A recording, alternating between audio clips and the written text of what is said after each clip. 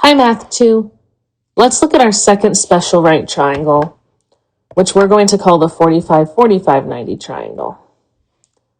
The other name this triangle also goes by is the half square triangle from our discoveries based in class.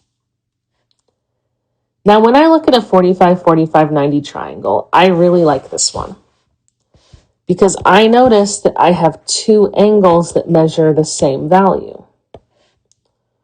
45, 45, and then my right angle of 90 degrees.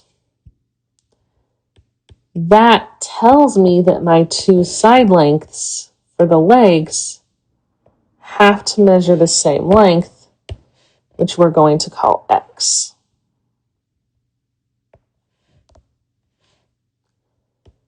Then my hypotenuse, which is across from the 90-degree angle, is my x root 2, or I can call that my leg times the square root of 2. Let's see what this could look like. I might draw myself a right triangle down here and tell you, you know what? There's a 90-degree angle in the corner. Apologies. I'm going to tell you that you have two congruent legs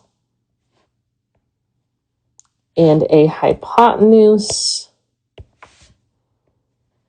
whose length is equal to 15. Well, if I look at my triangle down here that we just drew, I can automatically let you know that the two missing angles are 45 degrees. Because since we had two congruent sides, I must have two congruent angles. Since 15 is my hypotenuse, I'm going to compare that side length of 15 to my reference triangle up top and say, hey, 15 equals my short leg times the square root of 2. And now we solve for x. So I divide both sides by the square root of 2. And we end up with x equals 15 divided by the square root of 2.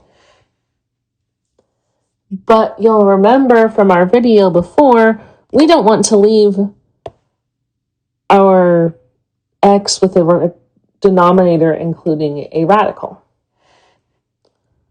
So I'm going to multiply top and bottom, numerator and denominator, by the square root of 2. X equals 15 root 2 divided by the square root of 4. Or x equals 15 times the square root of 2 divided by 2. And since that is the value I found, that is the length of both of the legs to my 45-45-90 triangle.